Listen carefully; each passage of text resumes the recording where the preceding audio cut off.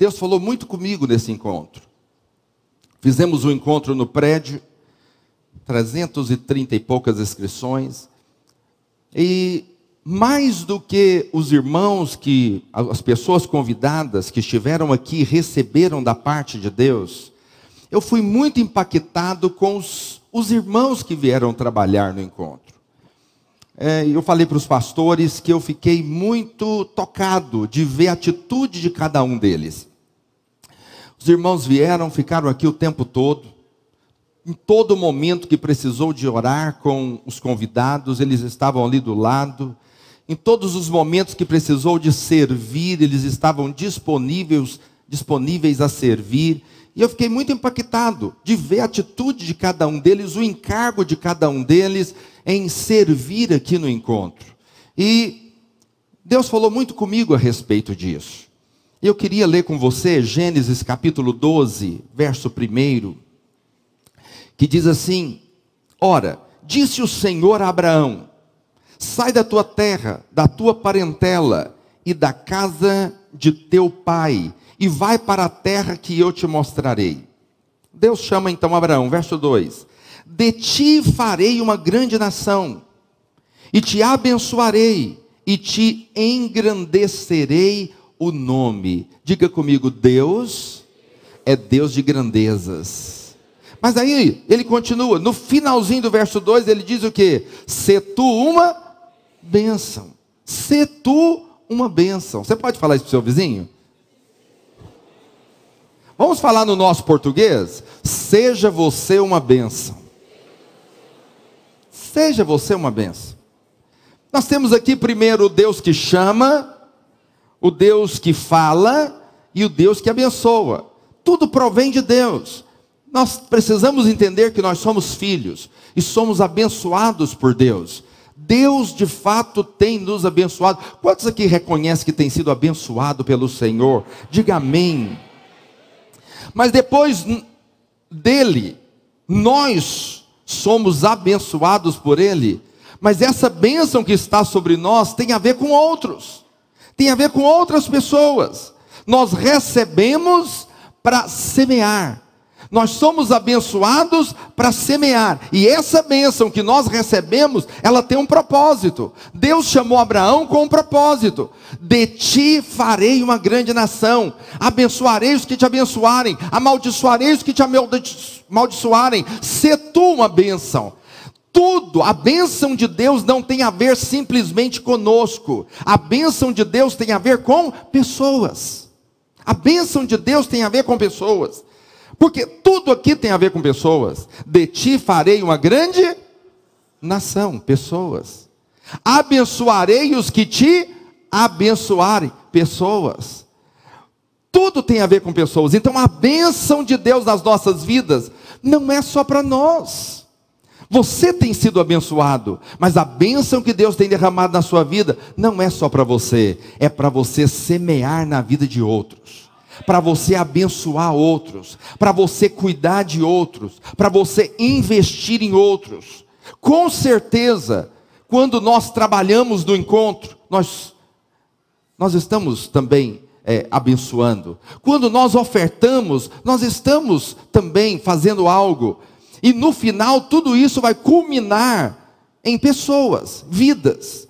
Entende? O dinheiro que você semeia aqui, ele é para investir em pessoas. Sabe, o trabalho que você faz, seja numa célula, seja no encontro, seja num reencontro, seja em que for a nível da igreja, tudo que você faz vai culminar em pessoas. Mas existe algo que é particular, um relacionamento que é para investir em outras pessoas, para derramar o que você tem recebido na vida de outras pessoas, passar o que você tem recebido para outras pessoas. Preste atenção no que eu vou te dizer. Não tem sentido as coisas morrerem em você. Não tem sentido as coisas terminarem em você. Eu tenho uma cunhada e ela mora só. Ela é casada, mas cada um casamento moderno, né? Cada um mora numa casa. Mas aí o que acontece? Ela é só. Ela não tem filhos. Então, o que ela tem é um cachorro, que nós demos para ela. Ficamos com dó dela ficar sozinha no apartamento. Chegamos lá em Goiânia, minha esposa foi lá, comprou um totozinho e deu para ela. Aí ela agora é ela e o cachorrinho. Não tem ninguém. Não tem ninguém, não tem para quem deixar o patrimônio, não tem para quem deixar uma educação, não tem para deixar um legado de caráter, não tem. Não tem ninguém, ou seja, tudo vai morrer nela. Não vai propagar, não vai passar para frente. Preste atenção, tudo que Deus tem te dado, tem que multiplicar, tem que atingir outra pessoa. Você tem que ter, eu posso chamar de discípulos, para que você possa abençoá-los, transferir o que você tem recebido para os outros. Eu vou falar algo para você. Você sempre terá o que você quer, se ajudar os outros a ter o que eles querem. Entende o que eu estou dizendo? Você sempre vai chegar onde você quer chegar, quando ajudar os outros a chegarem aonde eles querem chegar. Quando eu então ajudo outros a serem abençoados, como eu sou abençoado, eu vou ser mais abençoado ainda. Quando eu ajudo os outros a chegar no lugar que eu estou, eles vão me empurrar para estar em um outro nível, em um outro lugar. Por isso é muito importante nós entendermos. E esse final de semana passado, ao ver os irmãos aqui abençoando, ajudando e trabalhando e investindo nos outros, Deus falou muito forte comigo. Isso precisa ser um espírito no meio da nossa igreja. Nós precisamos desse coração, de ajudar, de contribuir, sabe, de descer do lugar que nós estamos, para sempre abençoar uma outra pessoa, sempre abençoar outro. Quando você ajuda outro a vencer, você está vencendo também. Você está vencendo também. Fala para o seu vizinho, quando você ajuda outro a vencer, você está ajudando você mesmo a vencer. Os alpinistas subiram em um monte, e eles estavam então em escalada, para subir um monte muito alto. Eles estavam então numa turma, né? Não se escala sozinho. Eles estavam lá nos 4, 6 homens escalando, e ao caminhar, passaram por uma trilha, eles viram um alpinista que estava sentado, e lá todo com frio, né, não se via movimentos nele. Então um dos alpinistas fez menção de parar, e os outros então disseram para ele: você não para, se você parar você vai morrer, porque se você parar para ajudá-lo, você vai morrer. Vamos continuar, porque assim nós mantemos vivos. Acontece que um deles parou e ficou ali 15 minutos, esfregando as pernas dele, os braços dele, batendo no rosto dele, para que ele acordasse, para que o sangue circulasse então no seu corpo. Ao fazer aquilo, com 15 minutos ele acordou. Eles então conseguiram continuar a caminhada. Quando os alpinistas retornam, a primeira coisa que eles fazem é atendimento médico. E o médico então disse para aquele alpinista que parou para ajudar o outro, falou para ele: se você não parasse e não movimentasse os seus braços, você ficaria sem os seus braços, porque não tinha mais circulação nos seus braços. Mas ao parar para ajudar alguém, esfregar ele e bater na cara dele e tentar ajudá-lo para que ele tivesse recuperação, o sangue circulou nos seus braços. E por isso você não perdeu seus braços. Sabe de uma coisa? Às vezes você acha que vai te atrasar parar para ajudar alguém. Às vezes você está tão focado no seu alvo de vida, no seu propósito de vida, naquilo que você quer, no seu sonho, no seu alvo final, e tudo que você quer fazer na sua vida, que você acha desnecessário, ou que vai te atrasar parar para ajudar alguém. Mas preste atenção no que eu vou te dizer. Às vezes, ao parar para ajudar alguém, você está ajudando você mesmo. Você está contribuindo para você mesmo. Você está sendo útil para você mesmo. Você está fazendo bem para você mesmo. Entende? Muitas pessoas vivem em função dos seus sonhos, e não há nada de errado em você querer realizar sonhos, querer fazer coisas. Mas preste atenção, não esqueça, sucesso não é realizar o seu sonho. Sucesso é você realizar o seu sonho e levar alguém com você para que ele possa realizar o sonho dele também. Está me entendendo ou não? Nós somos igreja. Igreja é corpo. Você não vai sozinho, você tem que levar alguém. Você não rompe sozinho, você tem que levar alguém. Eu vou te dar um exemplo na Bíblia, que é o exemplo de Paulo. Paulo foi um grande apóstolo, mas ele não conseguiria ser o que é sozinho. Ele não conseguiria ser o que é sozinho. Por quê? Porque acontece o seguinte: teve um homem na vida de Paulo chamado Barnabé, que foi a pessoa quem defendeu Paulo, quem de fato ombreou com Paulo, quem defendeu Paulo, se posicionou ao lado de Paulo. Eu não sei se você recorda, Paulo era Saulo, e Saulo era aquele que perseguia a igreja, prendia os cristãos. A história diz que muitos crentes eram arrastados pelas ruas por Paulo e os seus soldados. Ele tinha cartas para prender os crentes. Então os cristãos tinham medo de Paulo. Acontece que quando Saulo converteu e virou Paulo, ele chegou no meio dos discípulos, e os discípulos ficaram aterrorizados, ficaram com medo, e disseram: por que ele veio estar no nosso meio? Isso não é uma estratégia para prender os crentes? Quem pode garantir? A Bíblia diz, Atos capítulo 9, verso 26, a Bíblia diz que Barnabé foi aquele que se posicionou diante de todos e defendeu Paulo. Deixa eu falar algo para você.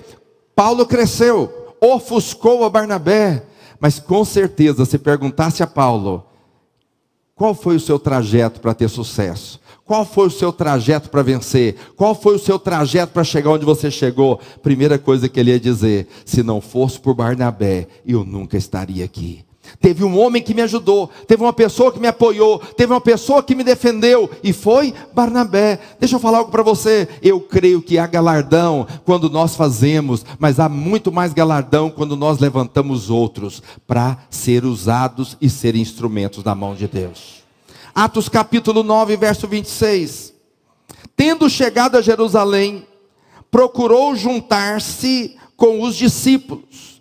Todos, porém, o temiam, tinham medo dele, não acreditando que ele fosse discípulo. Verso 27, mas Barnabé, tomando-o consigo, levou aos apóstolos e contou-lhes como ele vira o Senhor no caminho, e que este lhe falara, e como em Damasco pregara ousadamente em nome do Senhor. Quando você faz pelos outros, Deus faz por você.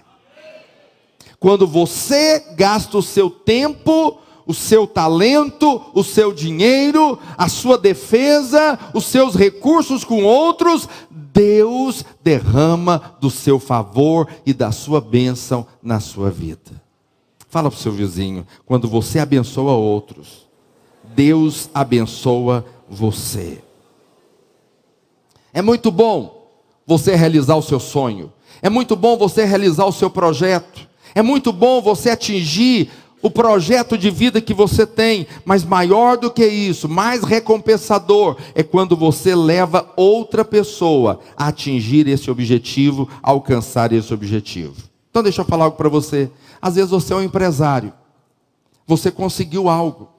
Você saiu do quase nada e hoje você tem alguma coisa. Mas eu te pergunto, você não pode ser instrumento na vida de outro empresário que está começando? Para que ele possa também chegar onde você chegou? Quem está me entendendo aqui? Quantos estudam aqui? Quem estuda e é bom em matemática? Nenhuma mulher levantou a mão, ó, só homem. Geralmente mulher é boa em português. Mas tem algumas irmãs que são boas em matemática. Deixa eu falar algo para você. Você é bom em matemática. Você é ótimo em matemática. Você tira 10 em todas as provas de matemática. Mas você tem amigos ou colegas na sua sala que são terríveis em matemática. Olha para cá. Não converse, olha para cá. Às vezes você chega lá e quer pregar para ele. Sabe qual que é a maior pregação que você faria para ele? Tirar uns 15 minutinhos e ajudar ele a estudar matemática. Ensinar ele a como fazer conta. Os irmãos estão me entendendo ou não? Você já tem algo. O Senhor já te deu algo. Então, se você tem algo, seja instrumento na vida de outros. Quantas irmãs já tiveram 2, 3, 4, 10 filhos? Diga aleluia.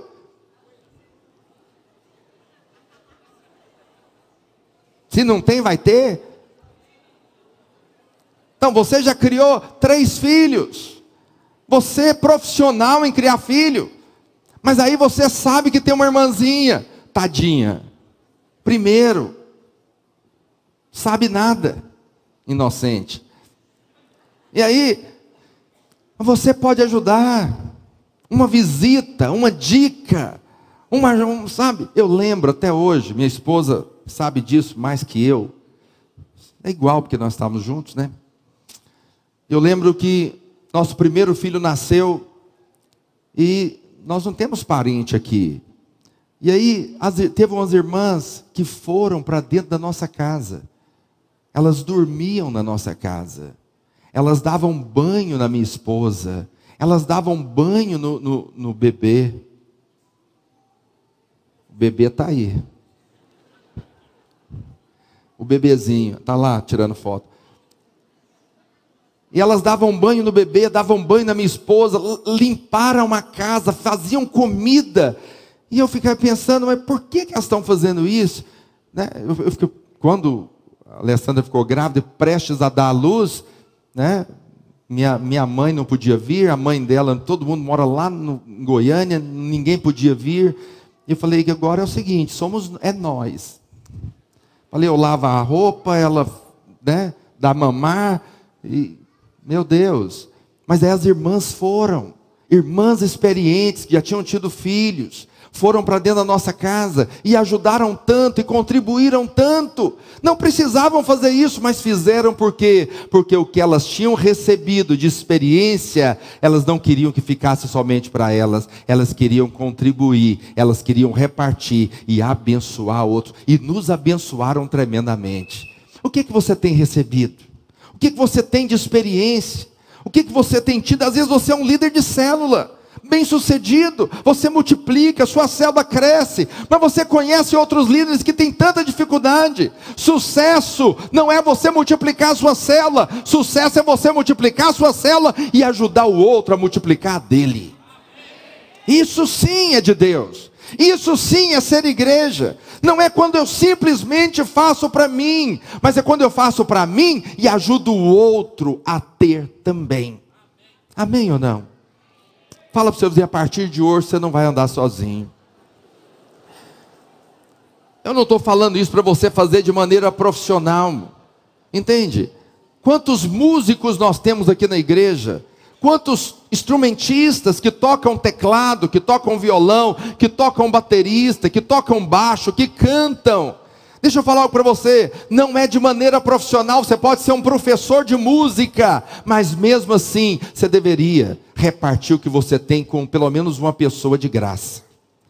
Chamar alguém e falar, o que eu tenho eu vou te passar, o que eu sei nesse violão eu vou te passar, o que eu sei na minha voz bela, estonteante, eu vou passar para você também. Está me entendendo ou não? É assim que eu faço com meus pastores. O que eu tenho, eu reparto com eles. O que eu sei, eu passo para eles. Eu quero que eles sejam maiores. Qual que é o desejo do pai? Para os seus filhos. Que os filhos sejam maiores do que o pai. Esse é o desejo do pai. Um bom pai, um pai saudável, quer que os filhos sejam maiores. Maiores. Então, preste atenção, abra o seu coração nessa noite, para sermos igreja de fato e de verdade. Sabe, você não vai ter só para você, não vai receber só para você, nenhuma área da sua vida, você vai repartir para outros. Eu quero que hoje você mude a sua visão. Fala para o seu vizinho, mude a sua visão. Que visão precisa ser mudada? Pare de olhar as pessoas por aquilo que as pessoas podem oferecer para você, mas olhe para as pessoas no que você pode oferecer para elas. Está me entendendo ou não? O que eu posso oferecer, o que eu posso ajudar, o que eu posso contribuir. Não faça da igreja também isso. Não venha para a igreja para ver o que a igreja pode oferecer para você. Não, venha para a igreja para você ver o que você pode oferecer para a sua igreja. Está me entendendo ou não? Olhe para as pessoas, olhe ao seu redor. Deus colocou pessoas do seu caminho. Tem pessoas do seu caminho. Você tem uma família, foram pessoas que Deus colocou no seu caminho. Você não pediu para nascer onde você nasceu. Ninguém escolhe onde nascer. É assim ou não é? Não escolhe. Ninguém fala, Deus, antes de nascer, eu queria nascer numa família alta, loira, olhos azuis, todo mundo inteligente e rico. E magro. Não, você não escolhe. Você simplesmente nasce. E aí aqueles que não têm visão, olham e falam, oh meu Deus, olha a casa que eu nasci, olha o pai que eu tenho, olha a mulher que eu tenho, olha os filhos que eu tive, oh meu pai. Não, Deus confiou pessoas nas suas mãos. Deus confiou seus pais nas suas mãos. Deus confiou seus filhos nas suas mãos. Deus confiou o amigo nas suas mãos. A pergunta é, como que você vê essas pessoas que estão ao seu redor? É o que elas podem te oferecer ou o que você pode oferecer a elas? O que nós podemos oferecer à nossa cidade? É a cidade que tem que nos oferecer ou nós que temos algo a oferecer a essa cidade? Nós como igreja temos algo a oferecer, nós temos algo a contribuir, nós podemos fazer, mas com as pessoas não é diferente. Nós podemos ser instrumentos de Deus na vida de outros, na vida de outros. Ninguém deveria ser só, ele deveria de fato ser instrumento na vida de outro, sempre passar alguma coisa, passar algo, às vezes coisas simples. Como eu disse para você, uns minutinhos a mais no trabalho para ensinar um funcionário novo que chegou. Ele vai perceber em você um espírito diferente. Ele vai ver em você uma atitude diferente. Nós somos de Deus e temos que viver com Deus que nós temos dentro de nós. Nós somos representantes dos céus. Você não pode chegar no seu trabalho e ter inveja do colega. Não, você investe no colega. Você chega no seu trabalho e agora contrataram mais 3 funcionários, e eles são tão inexperientes, eles não têm a experiência que você tem, mas aí você, que é uma pessoa de Deus, que entendeu o que eu estou falando, você vai investir nos 3, e você pode ter 2 mentalidades, a mentalidade de pobre e a mentalidade de nobre. Qual que é a mentalidade pobre? A mentalidade pobre é o seguinte: eu vou investir, eu vou ensinar e depois eles vão ganhar o meu lugar. Essa é pobre. Muita gente pensa assim. É a mentalidade mais pobre que tem. Qual que é a mentalidade de nobre? Eu vou ensinar esses 3 que chegaram, são inexperientes, eu vou ser instrumento na vida deles, vou ensinar para eles, daqui a pouco o patrão te olha e fala, rapaz, esse é um gerente nato.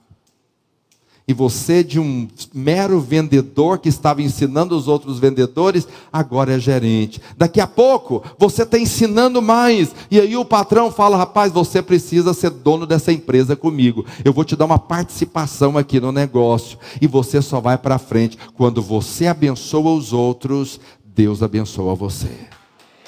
Está me entendendo ou não? Seu coração tem que ser aberto para abençoar os outros. Abençoar os outros. Todas as vezes que nós chegamos a um determinado lugar, não chegamos sozinhos.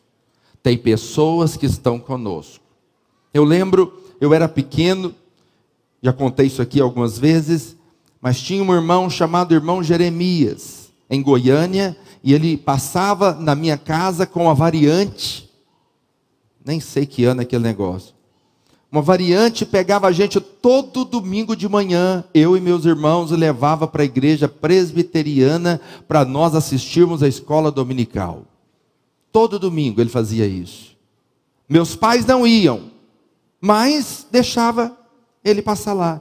Esse irmão Jeremias, ele tinha um problema nas mãos, as mãos eram tortas, mas ele conseguia dirigir. Era um senhor, ele e a esposa, os dois já velhos. Não tinham mais filhos, os filhos já eram todos casados, moravam em outra cidade. O único encargo que ele tinha no domingo era passar na nossa casa e nos levar para a igreja. A semente do evangelho foi plantada no meu coração. Aí eu me converti. Meu primeiro pastor chamava-se pastor Daniel, de uma igreja tradicional. Já contei isso aqui também. 6 meses na igreja pequenininha, 30 irmãos. Ele falou: você vai pregar. Me colocou para pregar, confiava em mim, investia em mim, sabe, me deu oportunidades. Foi ele a primeira pessoa que olhou para mim e falou: pastor não, né? Você tem chamado. Eu não sabia nem o que era aquilo. Eu falei: esse chamado é de chocolate, é de comer. Primeira pessoa que tocou o meu espírito, falando sobre o chamado. Eu lembro quando eu mudei de igreja, cheguei na igreja de Cristo. Pastor Adean era um dos pastores da igreja de Cristo em Goiânia. E eu lembro que eu cheguei, o pastor Adean, os irmãos aqui conhecem, é pastor em Salvador. Pastor Adean, ele era líder dos jovens. E o pastor, ele não tinha salário, porque ele tinha outra profissão. Então, ele assalariou o pastor Adean, deu um salário para ele, para ser pastor de jovens. E aí, eu comecei a ajudar o pastor Adean, mas eu não estava sem trabalho. Era jovem, 18 anos. Tem algum de 18 aqui que está sem trabalho? É nós. Eu também fui assim, desempregado. E aí eu lembro, o pastor Elian um dia me chamou. Olha só, o pastor Elian falou: olha, a igreja me dá tanto como salário para mim trabalhar com os jovens. Eu vou repartir meu salário com você, para você me ajudar aqui. Eu falei: meu Deus. Eu disse: dinheiro é o seu salário. Ele falou: não, vou repartir com você e nós vamos liderar os jovens juntos. Deixa eu falar algo para você. Hoje eu estou aqui, eu tenho uma igreja razoável. Preste atenção. Quando eu chego aqui e começo a pregar, comigo está o irmão Jeremias. Comigo está o pastor Daniel. Comigo está o pastor Adean. Porque eles foram instrumentos de Deus na minha vida. Preste atenção. Quando você investe em pessoas, Deus investe em você. Deus investe, você nunca vai sozinho. Sempre que você for, você vai levar essas pessoas com você. Essas pessoas estarão com você. E estes relacionamentos, eles são para a vida toda. Esse pastor Daniel hoje mora aqui em Formoso. Eu já ensaiei várias vezes para passar lá. Ele tem uma chácara, uma fazenda aqui em Formoso. Já ensaiei várias vezes de ir lá. Por quê? Porque eu sei que ele deve estar velhinho. Em algum momento ele vai falecer, vai morrer. E eu quero vê-lo antes dele morrer, porque foi meu primeiro pastor. Hoje, todas as vezes que eu prego, pastor Daniel está aqui comigo. Por quê? Porque ele foi uma das pessoas que investiu na minha vida. Hoje, tudo que eu faço investindo em pessoas. Tem um pastor que anda conosco, não é videira. Pastor Raimundo, ele é pastor aqui na cidade. Esse pastor veio andar conosco, a igreja dele chama Igreja Vida. Quantos conhecem o pastor Raimundo? Muitos irmãos aqui conhecem. A igreja dele era nas Arnos, agora está aqui, ali onde era pizzaria Cerrado. Ali, onde era a antiga igreja presbiteriana do Sérgio Paulo. Aí ele está lá, a igreja dele está ali. Pastor Raimundo, quando veio andar conosco, tinha 30 membros. Eu o convidei para estar conosco, para andar conosco. Hoje ele tem mais de 200 membros, uma igreja abençoada. Tudo que nós temos, ele participa de reuniões comigo. Ele não é videira, mas faz tudo que nós fazemos. Todas as direções que nós damos, ele faz. Tudo que nós temos, nós semeamos na vida dele. Todo o material, ele pega aqui conosco. Ele faz cursão, faz CTL, ele faz tudo que nós fazemos. Ele é uma videira com nome de vida. Entende? Mas por que eu faço isso? Alguém pode dizer: pastor, você está investindo em uma outra igreja dentro de Palmas? Ele não vai roubar os membros aqui? Não. Tem mais de 10 anos que nós estamos juntos. Nunca veio um membro de lá para cá. Nunca foi um membro daqui para lá. É um relacionamento abençoado. Ele está crescendo, nós estamos crescendo e o reino de Deus está sendo abençoado. Está me entendendo?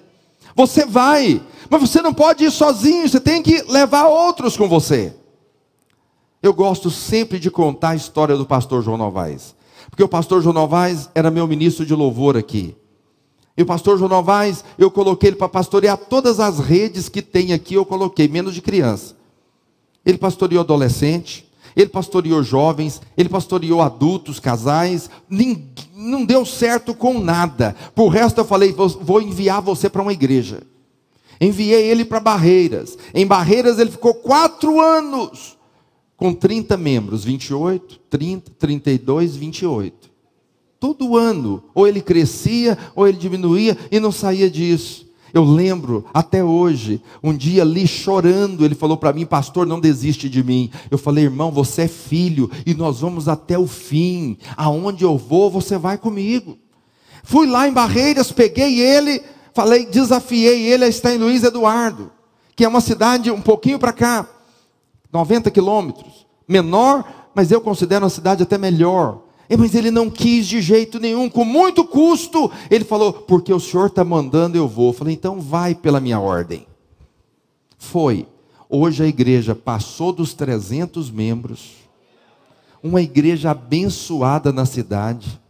Um povo tão abençoado. Entende? Por quê? Porque você não vai sozinho. Você vai e precisa levar pessoas com você. É muito importante que você reparta aquilo que Deus tem te dado.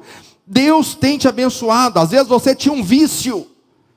Você mexia com drogas. Você era alcoólatra. E Deus te deu a graça de vencer o vício. Deus te libertou desse vício. Glória a Deus por isso. Você é uma pessoa liberta totalmente. Mas eu te pergunto, quantos estão passando por problema de vício? Que você pode ser um instrumento na vida deles. Você pode ser um canal de Deus na vida deles. Deus te deu uma família abençoada. Quantos tem uma família abençoada aqui? Diga glória a Deus. Você tem uma família feliz e saudável. Procure uma família, para que você possa ser instrumento de Deus na vida dessa família, e fazer deles também uma família feliz e saudável. Reparta sempre aquilo que Deus tem te dado. Quem está me entendendo aqui, diga amém. Caso você venha morrer, aleluia, caso você venha morrer, você tem que deixar um legado. Tem que ter pessoas que olhem e falam, eu sou o que eu sou também por causa do pastor Mauro. Eu sou o que eu sou por causa do Manuel. Ele me ajudou, ele investiu na minha vida. Ele foi um instrumento, como eu estou falando aqui do pastor Daniel, como eu estou falando aqui do irmão Jeremias, como eu estou falando aqui do pastor Adean. Sabe, você precisa deixar um legado de pessoas que vão falar, pessoas que vão dizer a seu respeito. Eu estava lendo na internet ontem sobre a história de um atleta chamado Jesse Owens. Jesse Owens é um atleta negro. Em 1936, na época na Alemanha, quando Hitler tinha aquele poder todo, né, influência tremenda sobre a Alemanha, houve então as competições, as Olimpíadas. Preste atenção nisso. Nessas Olimpíadas, Hitler não queria que negro competisse, muito menos que ganhasse. Acontece que tinha esse Jesse Owens, que era um atleta negro, que já tinha 3 medalhas de ouro, e ele ia competir. No dia da competição, Owens estava lá para competir, mas como eu sei que você tem a noção de Hitler, que Hitler, ninguém gostava de Hitler. Não, os alemães gostavam de Hitler. Tinha muita gente, embora Hitler matou até os alemães, muita gente era simpático, principalmente no início. E acontece então, que quando veio a competição, todo o povo que estava ali no ginásio, no estádio, começaram a criticar esse Jesse Owens. E eles começaram então a falar coisas. Até hoje você vê pessoas falando no campo de futebol. Às vezes você tem discriminação com gente negra. Aconteceu o quê? Que ele está lá para competir e toda a plateia zoando, falando. E ele foi ficando debaixo de uma pressão tão grande. Primeira tentativa de salto. Ele era um competidor para salto. Ele foi saltar e queimou a linha. Falta. Na segunda tentativa, ele foi saltar e queimou a linha de novo. Falta, só tem 3 tentativas. E o povo falando, e o povo criticando, e o povo zombando. Acontece que havia um competidor alemão chamado Louis Longs. E esse sujeito alemão foi lá, pegou o Jesse Owens. Depois você pode olhar na internet, tem a foto dos dois deitados na grama, porque viraram bons amigos. Colocou a mão nos ombros dele e disse para ele: você já pulou 8 metros várias vezes. Para você se classificar, você precisa só de 7 metros. Então afaste pelo menos 10 centímetros da linha e faça o salto, e você se classificará. Acontece que ele então fez o que Louis Longs falou, e ele então chegou antes da linha e saltou e se classificou. Acontece que na competição seguinte, ele bateu o recorde e ganhou a medalha de ouro. Sabe o que eu achei mais interessante lendo o artigo dele ontem? É que ele diz uma frase fenomenal. Ele diz: se derretesse todas as medalhas de ouro que ele ganha de competições, não daria o valor da amizade que ele ganhou em Louis Longs. Aquele competidor alemão que perdeu, mas foi um instrumento na vida do Jesse para que ele pudesse então ganhar a competição, ganhar a medalha de ouro. Deixa eu falar algo para você. Às vezes, quando nós investimos em pessoas, nós fazemos relacionamento para a vida toda. Você tem relacionamentos para a vida toda? Você tem uns 4, 5 pessoas que são relacionamentos para a vida toda. Gente que você ou recebeu ou investiu, que eles são gratos a você, ou você é grato a eles, e firmou um relacionamento tão forte que virou um relacionamento para a vida toda. Vida toda. Eu estou aqui há 17 anos.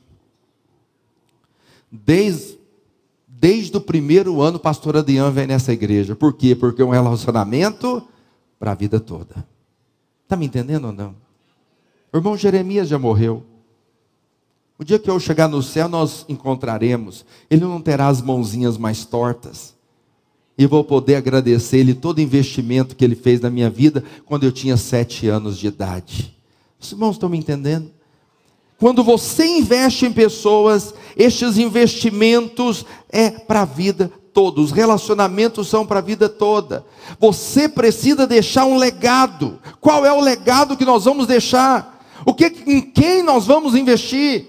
Em quem nós vamos deixar o que nós temos recebido de Deus? Um tempo desse atrás eu ministrei aqui a parábola dos talentos. Todos nós temos recebido algo de Deus. Fala para o seu vizinho: você tem recebido algo de Deus. E você agora precisa de investir em alguém. Deixa eu falar algo para você: ninguém é tão grande que não possa descer e ajudar quem está começando. Em qualquer nível que você está, empresário, família, sabe, pastor, ninguém é tão grande que não possa descer. Eu sei que há pessoas tão egoístas, e pensam tanto em si. Quando ele entra numa sala, ele respira o ar da sala inteirinha. Já viu gente assim? Ele entra numa sala e só fala dele, das conquistas, das coisas, do quanto ele é bom, do quanto ele faz, do quanto ele fez. São pessoas inseguras que precisam se afirmar com algo que ele faz, contando coisas que ele faz. Preste atenção, não pense só em você. Jesus não foi assim. Jesus não ensinou fazermos assim. Jesus ensinou a nós investirmos em pessoas para recebermos também da parte do Senhor.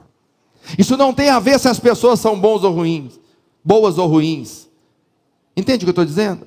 Qual que é a dificuldade de muita gente investir em outros? É porque começa a olhar as falhas dos outros. Não olhe a falha. Às vezes você vai investir em alguém que não vai dar em nada, mas procure outro, invista. Eu estava caminhando com a minha esposa ontem. A rua aqui eu moro, próxima avenida, aqui é a minha casa. Eles colocaram uma calçada lá excelente, 5 metros de largura. Eu estou lá caminhando, como um bom atleta que eu sou, glória a Deus. Correndo a 60 por hora. Eu e minha esposa, ela para trás, que ela não dá conta de me acompanhar. Correndo. E vem um senhor lá com a família, empurrando um carro. Você sabe, não tem combustível na cidade. No mínimo o carro dele, eu fiquei pensando, falei para minha esposa, não tinha marcador, ele tentou. Eu fiquei pensando por ele o que aconteceu. Está indo lá empurrando, eu estava caminhando, fui lá ajudar a empurrar o carro. Ajudei ele a empurrar o carro para o estacionamento. Quando nós colocamos o carro no estacionamento, eu falei, e aí, o senhor vai deixar o carro aqui? Ele falou, é o jeito e tal. Eu peguei e saí. Eu falei para minha esposa, nem obrigado, ele falou. Eu ajudei ele a empurrar o carro. Eu separei a minha caminhada, meu ritmo de 60 por hora. Fui lá, ajudei ele a empurrar o carro até o estacionamento. Deixei e tal. Ele nem obrigado falou para mim. Aí eu saí e falei, pois é, tem gente tão estranha, né? A gente ajuda a empurrar o carro, falei para ela. E ele nem obrigado falou. Ela olhou para mim, eu olhei para ela. Sim, deixa eu falar. Você não investe pensando na gratidão das pessoas. Mas se você investir, sempre vai achar pessoas que de fato vão ser agradecidas e vão vincular você com relacionamentos fortes. A Bíblia mostra claramente que Davi e Jonas tinham um relacionamento fortíssimo. Por quê? Porque de fato um ajudou o outro. A Bíblia diz que Jonas era filho de Saul, filho do rei. Abriu mão do direito de ser rei, porque sabia que Davi tinha unção de rei. E isso vinculou eles, a Bíblia diz que eles tinham um vínculo de alma. Por quê? Porque eram amigos de fato e de verdade. Porque um investiu na vida dos outros. Mateus capítulo 7, verso 12. Hoje eu quase não li a Bíblia, estou encerrando. Mateus capítulo 7, verso 12. Acompanha comigo aí no telão. 7, 12.